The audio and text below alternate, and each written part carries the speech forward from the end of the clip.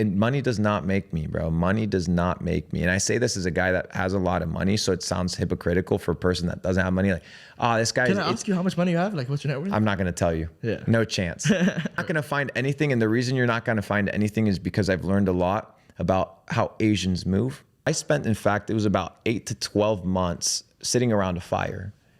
Literally, it was my job to sit around the fire and we were just masterminding. I would bring different people. I didn't make money for that period of time. We were making, 100, 200K a month, light work, but I spent my entire time developing how to think. I think I kind of have a passion towards adopting kids. There's too many kids out there that need parents. Yeah. What are you naming your first kid? That's interesting you say that. His name will be Spartacus. Spartacus, why is that? Because Spartacus led a revolution to free the slaves. All right, so this cringe merchant we have here is Luke Belmar, who made some money in crypto and drop shipping, and now he's like a motivational guru who sells a course. And he also does podcasts and fan meetups where you can listen to him talk about his secrets to success, like studying. I mean, if he's not talking about making money, he's probably talking about studying something or someone and how important it is. Like whenever he wants to get in the room with someone, he'll study them. For example, Tristan Tate, Luke, he's known for studying him. And what did he learn? He learned Duty Free, Johnny Walker.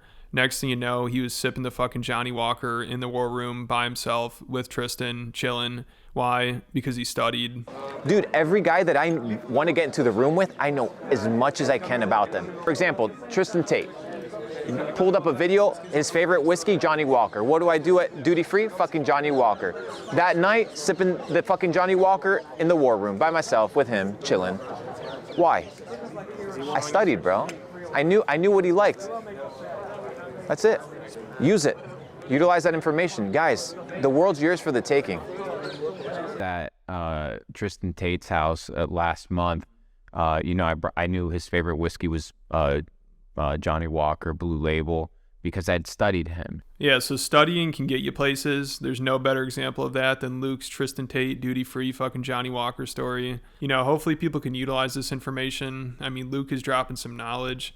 Like if you ever want to get a room with a guy or get in a room with a guy, remember to study him. Look what that did for Luke. He made it to the war room. But I think he was a little starstruck when he got there. He probably just couldn't believe the duty-free fucking Johnny Walker worked. So he just kept ranting the whole time about how he studied. And him and his brother kept trying to impress Tristan. And his brother took his shirt off and did a split for him. I mean, it was a really bizarre scene. I don't know if Tristan was too happy about him studying. Your favorite car, bro? The red one, the Aston Martin. Tristan thinks well, guys. Critical thinking, I fucking love it. It's very rare. Never gonna You work know in what my I? industry. You know what I've That's realized? how I met you. That's how I met him. Bro, you know what I've realized and what people haven't understood is that just like you analyze the markets before you get into them, people can analyze individuals and see how they can provide value. Just how you figure out how do I provide value in the marketplace by analyzing and studying it, you can study individuals and get to know what makes them tick. Yo, Tristan, come on, bro. We need some fitness Friday on this shit, bro. No, we do have that. Now I can do splits, bro. In 6 months you do splits? Holy shit, dude. Yeah. Bro, the human That's what we were saying potential is limitless, G. Like you can literally be whatever you want to be, bro. But you have to instill discipline. I looked at the kings of China, the emperors, all these things. What did they wear? The most expensive silk. And they ate the best food. If I want to be a king, I have to dress like a king. I have to eat like a king. I have to study like a king. Like people are like, oh yeah, top G, all this shit, bro. You have no idea what it means to be the top G, bro. Yeah, so the guy knows how to study, and it's probably because he's learned from the best. Like Luke was actually mentored by Leonardo da Vinci. That's who he studied to learn how to study. Like if it weren't for him, I don't think Luke could have ever figured out how to make it to the war room. So I'm sure da Vinci would be proud to know that his work led to Luke Belmar sipping duty-free Johnny Walker in the war room, chilling with Tristan Tate. Or who are the mentors you've had in the past that have had the biggest effect on you? I have two. One that is no longer alive, Leonardo da Vinci. Mm-hmm. I studied da Vinci a lot. Da Vinci has this incredible quote. He says, it's a famous quote. He says, to develop a complete mind, study let me say it again. To develop a complete mind, study the science of art, study the art of science. What does this mean? This means that he understood that he could study art in a scientific way and he could study science in an artistic way. Or what do I do at duty free? Fucking Johnny Walker. Why? I studied, bro. So this guy's got it all figured out, and we should be thankful he's sharing his knowledge with us. Like, you can learn a lot by studying someone who studied someone that studied. I mean, Luke, he's basically the modern day Da Vinci. You know, Da Vinci studied the science of art, or the art of science or something, so Luke could study Monopoly. You play Monopoly? I win every time I play Monopoly. Why? Because I went on YouTube and I watched the videos. What are the lands that I should buy with highest possible return to win the game? Which land should I stay away from? Which, like, literally, you can build a strategy. And when he's not talking about studying, he's talking about money and business, but it's usually how he studies money and business, so I guess it's the same shit. But if you want to learn how to make money, you got to study it, and this information he shares here is for the big leagues. Like, this is deep shit right here, and you might not think it's that profound, but it's just because you haven't studied Tristan Tate in the War Room sipping Johnny Walker yet, but you'll get there. I think people need to start studying words, and I think it's going to be extremely important. I mean, even just looking at money, right? You look at money, you look at a bank, right? What is a bank? What is also a bank? A river bank. Right. And what does the river bank do? It controls the flow. The flow of what? The flow of the current, the currency. So what? Money moves like water. So if I understand where the water is going to go, I just have to position myself where the cash flow is going to be next, and I will get wet. Welcome to the big leagues, motherfuckers. Knowledge. Your time learning international business. Go international and learn business. I studied international business. And then my international business professor had never been overseas. I said, fuck this shit, I'm out. And I became an international business entrepreneur. So you can learn a lot from this guy. I mean, just listen to one of his students. He was asked what was the number one thing he learned from Luke Belmar, and his response blew my mind. I mean, only someone who has sipped Johnny Walker with Tristan Tate in the War Room could think of something like this. What's the number one thing you learned from Luke Belmar? I think his way of thinking is quite unique. Like, he thinks all the way through. I think most people scratch the surface of an idea and then quit. One thing that I've picked up from Luke that I now always do is Luke, when we go into a restaurant, he'll grab the menu and he'll just order like one of everything. And like within like 45 minutes, you're out of the restaurant. There's no like sitting down.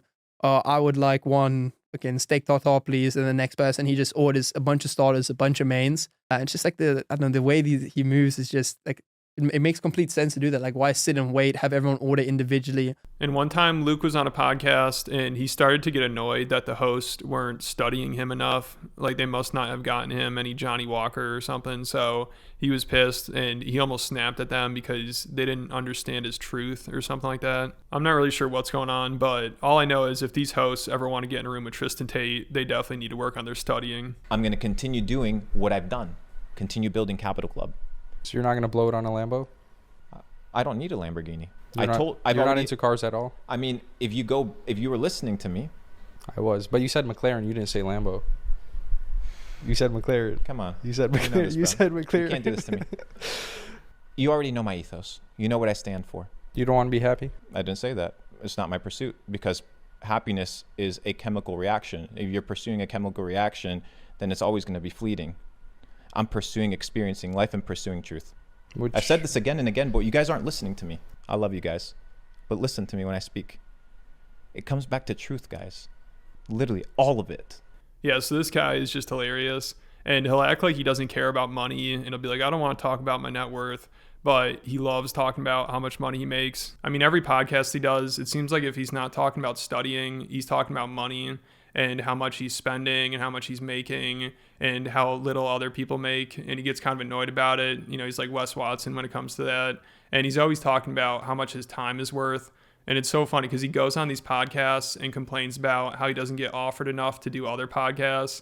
It's hilarious. And I can't imagine these podcasters are paying what he's asking. He says the minimum for an hour of his time is 10 grand. And he always seems to get defensive when he mentions how much money he makes because he knows people don't believe him. It's so funny. He acts like money isn't everything and he's just pursuing the truth or whatever the hell he's saying. But he never shuts up about making money. And when people don't believe him, he gets pissed about it. I'm ready for the big deals. If it's not $10 million plus, don't talk to me. I don't care. I don't want to see it. I don't want to hear it. I don't want it in my vicinity. It's haram. If it's less than 10, don't bring it to me. Why? Because I studied, bro. somebody hit me up today like, oh, I'm going to give you 10. I want to give you 10 grand to be on my podcast. I'm like, you can't buy my time. What the fuck you mean? Like 10, no, bro. No, my time's worth more. People tell me, Luke, how much money do you make in a day? I don't calculate money by day. I calculate money by hour. How much you make per hour? How much my hour is valued at 2,500 to 20,000, depends on the day.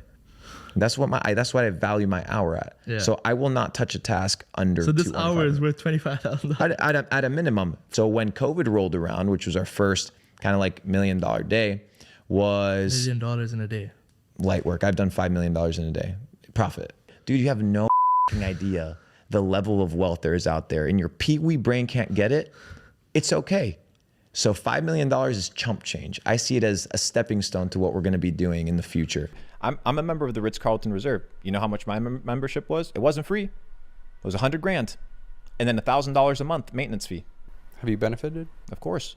The people that actually pay $100,000 with me are the people that I want to hang out with. So I go to the jacuzzi and I'm hanging out with billionaires. You don't believe it? Okay, that you don't believe it, that's fine. That's because you haven't paid $100,000 for a membership. People out here flexing that they make 10K a day.